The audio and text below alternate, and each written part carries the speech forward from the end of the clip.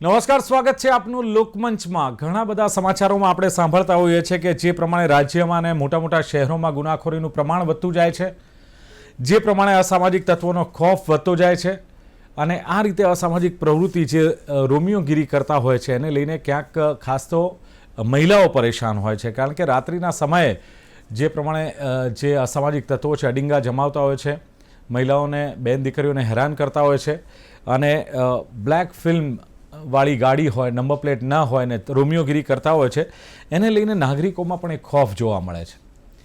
દિવસે ને દિવસે આ બધું વધતું જાય છે ત્યારે પોલીસ હવે અલર્ટ બની છે અને અલર્ટ બની છે એને જ લઈને ક્યાંક સલામતી અને સુરક્ષા માટે ક્રાઇમ બ્રાન્ચ એલર્ટ મોડ પર જોવા મળી રહી છે, કારણ કે આગામી 30 દિવસ સુધી ખાસ એક રાત્રિ ડ્રાઈવ હવે ક્રાઇમ બ્રાન્ચ ચાલુ કરવા જઈ રહી છે। સ્થાનિક પોલીસની મદદ પણ લેવામાં આવશે અને ખાસ તો મહિલાઓની સુરક્ષા અને સલામતીને લઈને આ ખાસ ડ્રાઈવ યોજવાની છે। અમદાવાદમાં અસામાજિક તત્વો હશે અથવા મોટા શહેરો હશે ત્યાં પણ જો અસામાજિક તત્વો હશે તો તેની સામે કડક કાર્યવાહી થશે।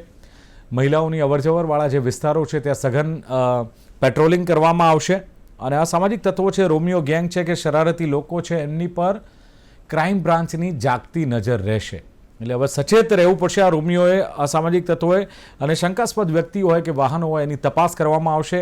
હિસ્ટ્રી શીટર્સ છે તો પોલીસ ખાસ એની પર નજર રાખશે અને રસ્તાઓ પર ભટકતા અને મહિલાઓને હેરાન કરનાર લોકો સામે કડક કાર્યવાહી કરવામાં આવશે। સવાલ ઘણા બધા છે કે પોલીસનું ઓલરેડી કામ કાયદો અને વ્યવસ્થા જાળવવાનું છે, છતાં પણ કાયદો અને વ્યવસ્થા જો જળવાતી ન હોય તો પોલીસ સામે સવાલ ઉઠે, પોલીસ ડિપાર્ટમેન્ટ સામે સવાલો ઉઠે। 30 દિવસની આ ડ્રાઈવ કરવામાં આવે છે, શું 30 દિવસની ડ્રાઈવ કરવાથી બધું જ સમૂહસૂત્રું પાર ઉતરશે, સુધરી જશે? શું લાગે છે આ સામાજિક તત્વો સુધરી જશે? શું આવી ડ્રાઈવ અથવા તો પોલીસ જે એલર્ટ મોડ પર છે, ક્રાઇમ બ્રાન્ચ હોય કે પોલીસ હોય, 24/7 એલર્ટ મોડ પર ન હોવી જોઈએ અને ચોક્કસ સમય દરમિયાન જ ડ્રાઈવ કરવાથી કેટલો ફરક પડી શકે છે? અને બીજું, આવી ડ્રાઈવ કરવાથી પોલીસ સામે પણ પડકારો આવતા હોય છે, ચેલેન્જીસ આવતી હોય છે અને ખાસ તો ઘણી બધી ખામીઓ પણ બહાર આવતી હોય છે, જે ખામીઓ સુધારવાની પણ તક મળતી હોય છે। તો આ જ મુદ્દે ચર્ચા કરવી છે કે 30 દિવસની ડ્રાઈવથી કેટલો ફરક પડી શકે અને police drive versus Romeo gang, આ અંગે લોકમંચ કાર્યક્રમમાં ચર્ચા કરવી છે અને ચર્ચા કરવા માટે મારી સાથે જોડાયા છે પેનલમાં 3 ગેસ્ટ છે અને 3 ગેસ્ટ જોઈએ તો આમ તો રિટાયર્ડ પોલીસ અધિકારી, પહેલા તો અશોકદાન ગઢવી મારી સાથે છે જે પોલીસના અનુભવો આપણને વર્ણવશે, આવી ડ્રાઈવ વિશે માહિતી આપશે। અશોકદાન ગઢવી, સ્વાગત છે આપનું લોકમંચમાં। Thank you. યસ, સાથે જ વરિષ્ઠ પત્રકાર અને ખાસ તો સૌરાષ્ટ્રમાં જે પ્રમાણે ગુનાખોરીનું પ્રમાણ વધતું જાય છે ત્યાં કેટલી પોલીસ સક્રિય છે, કેટલી જરૂરિયાત છે, એની માહિતી આપશે વરિષ્ઠ પત્રકાર એવા ધીરુ પુરોહિત મારી સાથે છે। ધીરુભાઈ, આપનું પણ સ્વાગત। નમસ્તે। નમસ્તે। અને સામાજિક કાર્યકર્તા મહિલાઓના પ્રશ્નો ખાસ ઉઠાવી રહ્યા છે અને જે સામાજિક કાર્યકર્તા છે જ્યારે આવ્યા પ્રશ્નો આવતા હોય સમાજ સામે ત્યારે એ પ્રશ્નોને લઈને હંમેશા જેમણે લડત આપી છે એવા ઋત્વી પટેલ મારી સાથે છે। ઋત્વીજી, આપનું પણ સ્વાગત છે લોકમંચમાં। જી, ધન્યવાદ। યસ, ગઢવી સાહેબ, શરૂઆત આપનાથી કરીશું, કારણ કે જ્યારે પોલીસ ડ્રાઈવ આ પ્રકારની કરતી હોય છે અને 30 દિવસની આ ડ્રાઈવ હોય એટલે આપણને એમ લાગે કે ભાઈ 30 દિવસની ડ્રાઈવ કેમ, સળંગ ડ્રાઈવ ચાલવી જોઈએ, 24/7 આ ડ્રાઈવ ચાલવી જોઈએ? શું લાગે છે આ ડ્રાઈવ દરમિયાન જે કોઈ કાર્યવાહી પોલીસ દ્વારા કરવામાં આવે છે એનાથી ગુનાખોરી અટકી જાય, અસામાજિક તત્વોમાં ફફડાટ વ્યાપે? શું હવે આવા ગુનાઓ થશે જ નહીં એવું માની લેવાનું? શું કહેવું છે ગઢવી સાહેબ? જો મારું એવું કેવું છે કે ડ્રાઈવ છે ને 30 દિવસની પોલીસ કમિશનરે જાહેર કરી છે, સારી વાત છે। ડ્રાઈવ દરમિયાન ડ્રાઈવનો મતલબ એ થાય છે કે એક કોઈ સબ્જેક્ટ ઉપર બરોબર ફોકસ રાખવાનો છે, આના ઉપર ધ્યાન રાખવાનું છે। બાકી તો પોલીસ તો 30 દિવસ કે 365 દિવસ એને ડ્રાઈવ હોય જ છે, એની પોતાની જે કામગીરી સોંપવામાં આવેલી જે કરવાની જ હોય છે એમને, પણ એક આ વિશેષ કામગીરી છે, આ એક વિશેષ કામગીરી છે કે 30 દિવસ માટે તમારે આ જ સબ્જેક્ટ ઉપર બરોબર ધ્યાન આપવાનું છે। એટલે પોલીસ પાસે બધા ઘણી બધી પ્રકારના કામ હોય છે, એના બંદોબસ્ત હોય છે, એને નાઇટ ડ્યુટી હોય છે, એને જે બની ગયેલા ગુના હોય છે એને ઉકેલવાના હોય છે, એવા અનેક કામો પોલીસ પાસે હોય જ છે। પણ છતાં આ 30 દિવસ એક સ્પેશિયલ કામગીરી માટેનું એ ડ્રાઈવ હોય છે, જેવી રીતે ટ્રાફિક ડ્રાઈવ રાખે છે કે ભાઈ 15 દિવસ માટે ટ્રાફિકનું કામ તો ટ્રાફિક કરે જ છે અને રોજે રોજ થતું જ હોય, પણ 15 દિવસ માટે સ્પેશિયલ એમ આના માટે જ, એમ બીજું કામ નહીં, આ જ કામ તમે કરો। એમ ક્રાઇમ બ્રાન્ચનું કામ એ છે કે અનડિટેક્ટ ગુના હોય છે એને ડિટેક્ટ કરવાના છે, પ્લસ ગુના ના બને એના માટેના એક્શનો લેવાના હોય છે.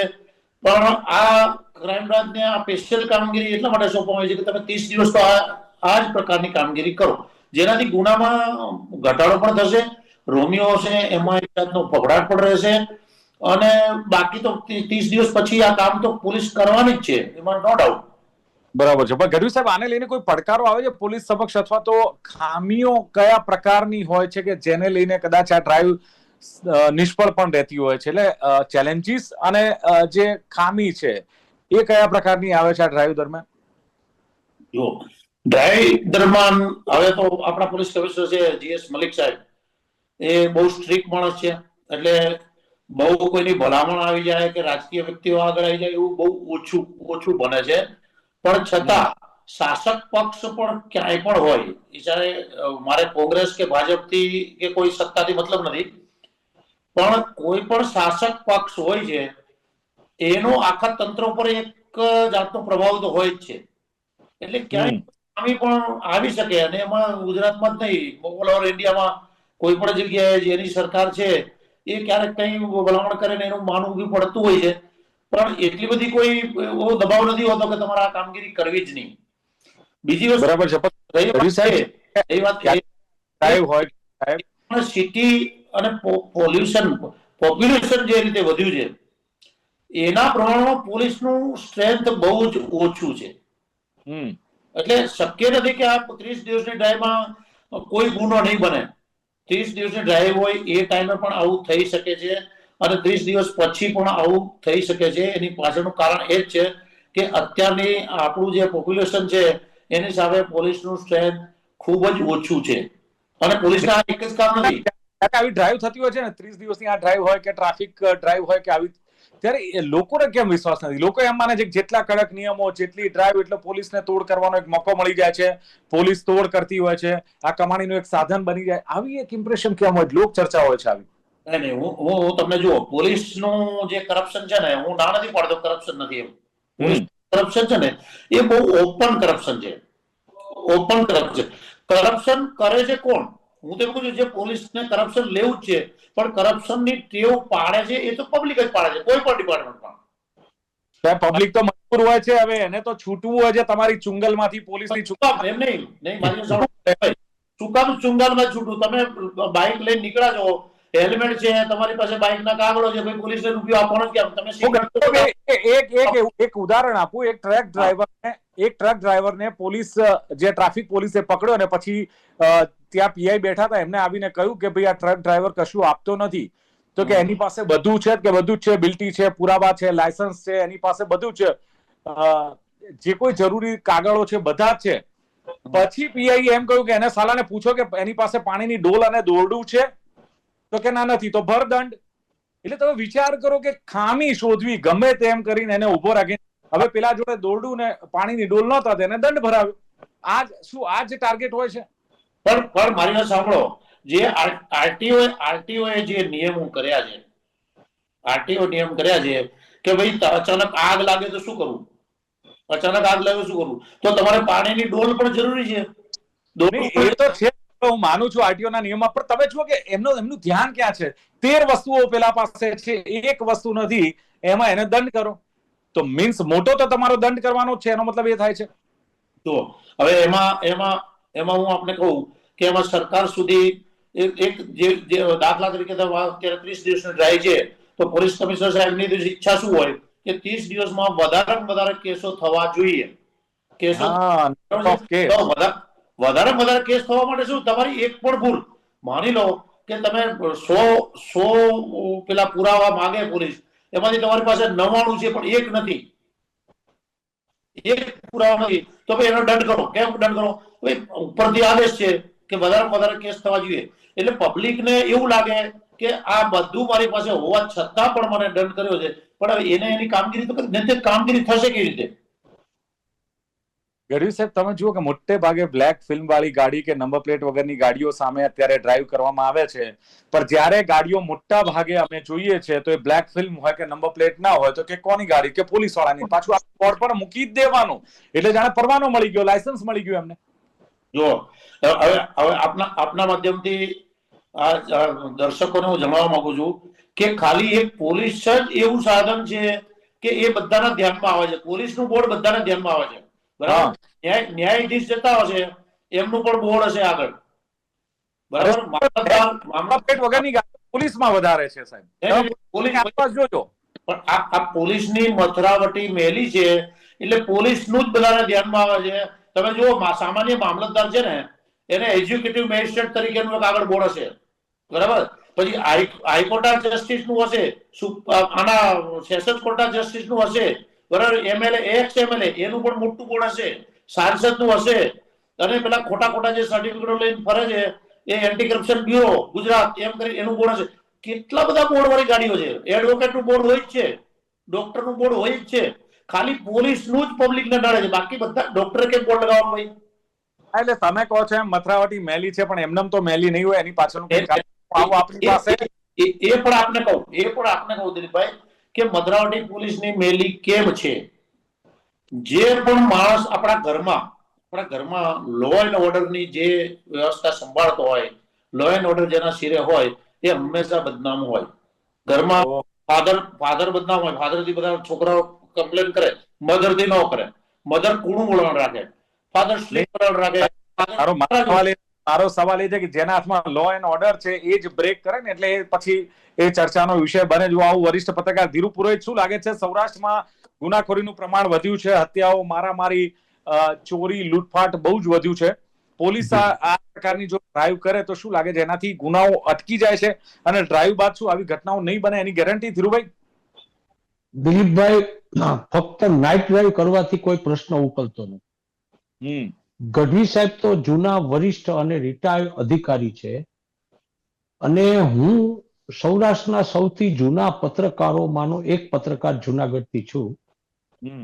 અમે પોલીસ અધિકારીઓની સાથે રહીને ખૂબ રિપોર્ટિંગ કર્યું છે. અત્યારની પોલીસ વ્યવસ્થામાં જો સૌથી મોટી ખામી હોય ને તો પોલીસ પ્રજાની મિત્ર છે એ સૂત્ર છે ને અત્યારે ફક્ત રેકોર્ડ ઉપર દેખાય છે દિલીપભાઈ. જો તમે લોકોને સાથે રાખીને કામ ન કરો ને તો તમે ગમે એટલી ડ્રાઈવ કરશો એનો કોઈ મતલબ નથી. ઘણા પોલીસ અધિકારીઓ અત્યારે રિટાયર થયા પછી પણ જૂનાગઢના ઘણા બધા મિત્રોને અમને યાદ કરે છે એટલા માટે કે અમે લોકોએ પોલીસને ઘણા બધા પ્રશ્નો ઉકેલવામાં પોઝિટિવલી મદદ કરી છે. ક્યાંક કોઈક જગ્યાએ પત્રકારો ખાલી પોલીસ અને અધિકારીઓનો કાન આંબળે છે એવું નથી. ક્યાંક કોઈક જગ્યાએ પોલીસને જૂના રીઢા ગુનેગારો અને જૂના ગુના ઉકેલવામાં પણ પત્રકારોએ મદદ કરી છે, એવા રેકોર્ડ છે સૌરાષ્ટ્રમાં. જ્યારે તમે ગુનાખોરી ઉકેલવા અથવા તો આપે જે પ્રશ્ન પૂછ્યો ને કે ક્રાઇમ વધ્યું છે, એની પાછળનું કારણ એ છે કે પોલીસનો પ્રજા સાથેનો સંપર્ક ઢીલો પડ્યો છે.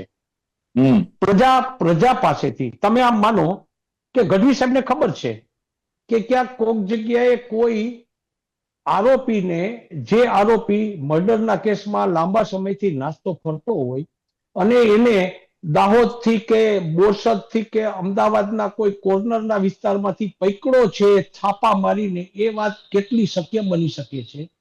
એની પાસે ચોક્કસ માહિતી હોય અથવા તો એ ગુનેગાર હાજર થયો હોય ને, અને પછી રેકર્ડ ઉપર પોલીસ એને દોડતા દબોચો કે ફલાણા વિસ્તારમાં રેડ પાડી એવું કરીને બધી ઘણીવાર દેખાડાતું હોય છે. પણ મારે કહેવું એ પડે છે કે ફક્ત ડ્રાઈવ છે ને ઈ રીઢા ગુનેગારોને પકડવાની કે હત્યાના ગુનાઓ ઘટાડવા માટેનું એકમાત્ર પોલીસ પાસે પબ્લિકના સંપર્કો ઘટ્યા છે. હું તમને એમ કહું કે દિલીપભાઈ, જુનાગઢમાં, સૌરાષ્ટ્રના રાજકોટમાં કે જામનગરમાં કે ગોંડલમાં કોઈ જગ્યા ઉપર ક્રાઇમ ચાલતું હોય અને એની ફરિયાદ તમે કંટ્રોલ પોલીસને કરો, ત્યારે કંટ્રોલ પોલીસ જે વર્ધી આપે છે ને એ ડિવિઝન, બી ડિવિઝન કે કોઈ પોલીસને, ત્યાંથી કામ કરનારા લોકોની એક સુદ્રઢ વ્યવસ્થા કરવી પડશે. ઘણીવાર તો અમને પત્રકારોને એવી ફરિયાદ મળે છે કે જેણે ફરિયાદ કરી હોય અથવા તો જેણે જાણ કરી હોય ને એ જ માણસને વધુમાં વધુ તકલીફ પડતી હોય છે. એટલે પોલીસના ખબરદારો અથવા તો પોલીસને સાથ આપનારા લોકોની સંખ્યા ઘટી છે. આ જો સંખ્યા વધારવામાં આવે અને સાચા અર્થમાં જો પબ્લિકને પોલીસની મિત્ર બનાવવામાં આવે ને તો આ ડ્રાઈવ કરવાની જરૂર જ નથી. ચલો, બિલકુલ. ઋત્વી પટેલ મારી સાથે છે, સામાજિક કાર્યકર્તા. ઋત્વીજી, ડ્રાઈવનો જે અમલ થવાનો છે ને ખાસ તો રોમિયોગીરી કરતા હોય, છેડતી કરતા હોય એની સામે સખ્ત કાર્યવાહીની જ્યારે વાત ચાલી રહી છે, શું લાગે છે આ જે ઉકેલ છે, લાગે છે કે આ કાયમી ઉકેલ છે કે ટેમ્પરરી કામ ચલાવ ઉકેલ આપને લાગી રહ્યો છે? શું કહેશો ઋત્વીજી? જી દિલીપભાઈ, જ્યારે પણ આવી કોઈ પણ નવી ડ્રાઈવ શરૂ કરવામાં આવે કે આવા કોઈ પણ નવા પ્રોજેક્ટ લાવવામાં આવે ત્યારે આ બધા જ પ્રશ્નો થવા સ્વાભાવિક છે. કારણ કે ભૂતકાળમાં પણ આપણે બધાને સામાન્ય માણસો તરીકે અલગ અલગ અનુભવો થયેલા છે અને ત્યારે આવા પ્રશ્નો થાય કે હવે આ પાછું શું નવું લાયા અને આનાથી શું ઉખાડવાનું કે શું ઓળવાનું, સાદી લોકોની ભાષામાં કહું તો આના પ્રશ્નનો જવાબ છે ને દિલીપભાઈ, હું એક સ્ત્રી છું, મહિલા છું, અમદાવાદ શહેરમાં રહું છું અને ધરાતલમાં એવા વિસ્તારોમાં કામ કરું છું કે જે થોડા સંવેદનશીલ વિસ્તારો કહી શકાય એક મહિલા તરીકે કામ કરવામાં. એટલે હું મારા પર્સપેક્ટિવથી વાત કરીશ કે અત્યારે શું છે દિલીપભાઈ, અત્યારે આપણે જયારે અસામાજિક તત્વોની વાત કરીએ કે પછી આપણે આ રોમિયો કે એવા શબ્દો વાપરીએ તો એ લોકો કોણ છે? શું એ કોઈ એકદમ ફોર્મેટેડ ક્રિમિનલ્સ છે, એ ગુંડાઓ છે કે જેમણે ગુંડાખોરીનો ઇતિહાસ છે, પારિવારિક ગુંડાખોરીમાંથી આવે છે, કે પછી અત્યારનું આપણે જોવા જઈએ તો હકીકતમાં જોવા એવું મળે છે કે સામાન્યમાં સામાન્ય રસ્તા પર આવતા જતા લોકો, હવે તમે લોકોની ભાષા સાંભળો, લોકોના શબ્દો સાંભળો, નાનું રોડ પર એક નાનકડી ગાડી અથડાઈ ગઈ હોય તો પણ કેવી ગાળાગાળી કરવામાં આવે છે, કેવા શબ્દો વાપરવામાં આવે છે, મહિલાઓ માટે રસ્તા પર આવતા જતા ઓપનલી કેવી ભાષા વાપરવામાં આવે છે, જે આજથી અમુક વર્ષો પહેલા આ જ અમદાવાદમાં આજથી 12-15 વર્ષ પહેલા જયારે હું શાળામાં ભણતી હતી ત્યારે આ બધી વસ્તુ છે ને બહુ અજુગતી લાગતી હતી. પણ સમયની સાથે થયું છે શું કે આ બધું જ ધીમે ધીમે આ ભાષાઓનું, આ અલગ અલગ જાતની નવા પ્રકારની છેડતીનું, નવા શબ્દોનું એટલું બધું ચલણ વધી ગયું છે અને એટલી બધી સ્વીકૃતિ વધી ગઈ છે કે આપણે જે અસામાજિક તત્વો કહીએ કે પછી રોમિયો કહીએ એ રસ્તા પર 100 મીટરે જોવા મળે એવું કહીએ તો નવાઈ નથી. અને થાય છે શું કે મેં પહેલા કહ્યું એ પ્રમાણે આજથી અમુક વર્ષો પહેલા અમદાવાદમાં એક દીકરી તરીકે હું 2 વ્હીલર લઈને નીકળતી હતી ત્યારે પણ જેટલી સિક્યોરિટી ને જેટલું સલામતી અનુભવાતી હતી, આજે ગાડીમાં નીકળું છું, રાત્રે ઘણીવાર કામથી મોડું થઈ ગયું હોય કે પછી કોઈ જગ્યાએ મોડા જવાનું હોય, ભેગા થવાનું હોય તો ત્યારે ગાડીમાં પણ અત્યારે થોડો વધારે ડર લાગે છે કે ત્યારે એ 2 વ્હીલર પર નહોતો લાગતો. એટલે આ હકીકતો છે. આપણા અમદાવાદ શહેરમાં આજ છેલ્લા 3 વર્ષમાં 1065 જેટલા રેપ કેસીસ નોંધાયા છે. હવે આ તો એ આંકડા છે દિલીપભાઈ કે જે કાનૂનના કાને પહોંચ્યા છે, જે રેપ કેસીસ નોંધાયા છે. પણ એવી તો કેટલીય ઘટનાઓ હશે, સ્પેશિયલી નાની ઘટનાઓ જેને આપણે ઈવ ટીઝિંગ કહીએ કે પછી છેડતીના બનાવ કહીએ કે જે ક્યારેય પોલીસ સુધી પહોંચતા જ નથી. પોલીસ સુધી પહોંચવાની આગળની બધી પ્રોસિજર એ બધું આપણા સમાજની બધી હકીકતો આપણે જાણીએ છીએ. તો આ અત્યારની પરિસ્થિતિ છે અને આ હકીકત છે. હવે એમાં આપણે પોલીસ પર પ્રશ્ન કરી શકીએ, એનાથી વધારે હું તો સામાજિક કાર્યકર તરીકે કહીશ કે આપણે આપણા સમાજ પર જ પ્રશ્નો કરવા જેવા છે કે આવું કેમ દિવસે ને દિવસે વધી રહ્યું છે. માત્ર ને માત્ર મહિલાઓ માટેના ગુના નહીં, દરેક વસ્તુ જે પહેલા બહુ અજુગતી લાગતી હતી, જે પહેલા ખરાબ વસ્તુ તરીકે કહેવામાં આવતી હતી અને અત્યારે સમાજમાં સ્વીકૃતિ મળી ગઈ છે. તો આ બધી હકીકતો છે અને જ્યારે આવું કોઈ સ્પેસિફિક ડ્રાઈવ આવે, હવે આ પર્ટિક્યુલર ડ્રાઈવ કે જે રાત્રે મહિલાઓને સુરક્ષિત અનુભવવા માટે મદદરૂપ થઈ શકે, એ આમ તો આવકાર્ય છે દિલીપભાઈ. કારણ કે પોલીસ સામાન્ય રીતે પેટ્રોલિંગ તો કરતી જ હોય છે. પોલીસના સાહેબોએ કહ્યું એ પ્રમાણે પોલીસના અમુક ચોક્કસ કાર્યવાહી હોય છે અને એમના પ્રોસિજર હોય છે, ચાલતી રહેતી છે. મારો સવાલ ખબર છે, આ જે ડ્રાઈવ થાય છે ને પોશ વિસ્તારમાં થાય છે. તમે સમજો કે મોટા રસ્તાઓ છે, મુખ્ય શોપિંગ મોલ છે, એકચ્યુઅલ ઝુંપડપટ્ટીઓમાં કે અંતરિયાળ વિસ્તારોમાં ગુના વધુ બને છે, ત્યાં કદાચ ધ્યાન ઓછું અપાય છે. બહુ સાચી વાત છે દિલીપભાઈ. અને પોશ વિસ્તારોમાં થાય, પોશ વિસ્તારોમાં કાર્યવાહી કરવામાં આવે તો એ વધારે આંખે નજરે ઉડીને આવે. એટલે આ બધું આને આપણા તંત્રની અમુક આ જે સિસ્ટમો સાહેબે કહ્યું એ પ્રમાણે બહુ સાચી વાત છે કે સરકારમાં કોઈ પણ હોય ના હોય, એક સિસ્ટમો આપણે એવી રચાઈ ગઈ છે ને કે કામ એવી જગ્યાએ જઈને કરો કે જ્યાં દેખાય. જંગલ મેં મોર નાચા કિસને દેખા, એવી જગ્યાએ કામ કરો કે એ મીડિયાને પણ દેખાય, લોકોને પણ અનુભવાય. પણ બીજી હકીકત દિલીપભાઈ એ પણ છે કે જે વિસ્તારોની આમાં ખાસ જોગવાઈ કરવામાં આવી છે ત્યાં તમે રાત્રે નીકળશો તો તમને પણ આપને ખ્યાલ જ હશે કે હકીકતમાં આ ઘટનાઓ ઘટી રહી છે. એવું નથી ત્યાં પણ ઘટનાઓ નથી ઘટી રહી, પોશ વિસ્તારોમાં આવી ગુનાખોરી નથી થઈ રહી. ઇનફેક્ટ આ બધી જ જે વાતો કરવામાં આવી, નાના નાના ઈવ ટીઝિંગના બનાવોથી લઈને આ જે કાળા કાચવાળી કે નંબર પ્લેટ વગરની ગાડીઓ છે, બધી જ વસ્તુઓની સંખ્યા ત્યાં વધારે જોવા મળે છે. એટલે એ તો આવકાર્ય છે જ કે આ વિસ્તારોમાં થવું જોઈએ. પણ હા, જે વિસ્તારોમાં સાચે જરૂર છે કે જે પોશ નથી, તમે કહ્યું એ પ્રમાણે જ્યાં સાચે એક એવો વર્ગ રહે છે સમાજનો, ત્યાં મહિલાઓને બહુ અલગ અલગ રીતની પીડાઓ ભોગવવી પડે છે, ત્યાં પોલીસે કાર્યવાહી કરવી જોઈએ. પણ એને અને આ ઈવ ટીઝિંગ ને બહુ આપણે સાંકળી શકીએ નહીં, કારણ કે એ તો એ લોકોના રહેણાંક વિસ્તારો છે, આ પબ્લિક પ્લેસીસ છે. બિલકુલ. ઋત્વિજી આપણી સાથે અશોકદાન છે. અશોકદાનજી, જે પ્રમાણે કદાચ હવે માની લો કે રોમિયો પકડાય છે કે કોઈ મર્ડરના આરોપી પકડાય, છેડતી કરનાર પકડાય, એની સામે સખ્ત કાર્યવાહી થાય છે. હવે શું થાય છે, સરઘસ કાઢવામાં આવે છે, એમને લંગડાતા ચાલતા હોય એવું બતાવવામાં આવે છે, હાથમાં દોરડા બાંધવામાં આવે, જે તે વિસ્તારમાં ફરાવવામાં આવે છે. શું લાગે છે કે આનાથી ગુનાખોરી ઘટી જાય? એનો એક ખોફ ઉભો થાય છે કે ઓહો, આ તો આટલો ખતરનાક વ્યક્તિ છે, આટલો ડેન્જર વ્યક્તિ છે, ઉપરથી એક ખોફ વધતો જાય. લાગતું નથી કે આ કરવાથી કદાચ ગુનાઓ ઘટી જાય એવી એક માનસિકતા છે અથવા માનવાનું છે, એ ખોટું છે? શું અટકી જાય ગુના આનાથી? ના, જો ગુના છે ને કોઈ દિવસ અટકી જતા જ નથી. કોઈ પણ જગ્યાએ ગુનો અટકી જાય એ વાત સાથે હું સહમત નથી. ગુનો અટકતો નથી. હવે જેનું સરઘસ કાઢવામાં આવે છે, જો પેલા તો કોર્ટ ના પાડી છે કે એમને આરોપીને હાથકડી નહીં પહેરવાની. આરોપીને મારે તો જયારે અમે 24 કલાક પછી મેજિસ્ટ્રેટ સમક્ષ રજૂ કરતા હોઈએ ત્યારે પહેલો પ્રશ્ન જજ એ જ પૂછે કે પોલીસ છે તમને માર્યા છે? જો પેલો આરોપી એમ કે હા પોલીસે મને બહુ માર્યો છે, તો તરત જ એને મેજિસ્ટ્રેટ લખી આપે કે આને સિવિલમાં દાખલ કરો. જજને પૂછવાની જરૂર ક્યાં છે? એ પેલો લંગડા તો ચાલે છે, પોલીસે માર્યો છે તો દ્રશ્યમાન થાય છે, તો શું તમને એ જ અમારી પોલીસ અધિકારીની આ પીડા હું તમને એ જ કહું કે એટલો માર્યો લંગડાતો હોય ને તો એ કોર્ટમાં બોલતો નથી મને પોલીસે નથી માર્યો, કારણ કે ડર છે, પોલીસનો ખોફ છે. હવે જો ડર કોના માટે પેદા કર્યો? તમારા ઘરમાં ચોરી થઈ 5 લાખ રૂપિયાની, એ ચોર પકડાયો કે દિલીપભાઈના ઘરમાં તે ચોરી કરી છે તો ચોર ના જ પડવાનો છે. એના માટે પોલીસ 3rd ડિગ્રી અપનાવે છે અને એ માને છે કે હા મેં ચોરી કરી છે, આ દાગીના મેં અહીંયા વેચ્યા છે, એ પોલીસ બધું રિકવર કરે છે. અને એને જયારે કોર્ટમાં રજૂ કરવામાં આવે ત્યારે એવું જ પૂછવામાં આવે છે કે તને માર્યા છે, પોલીસ તરફથી કોઈ દબાણ છે, પોલીસને તને માર્યો છે.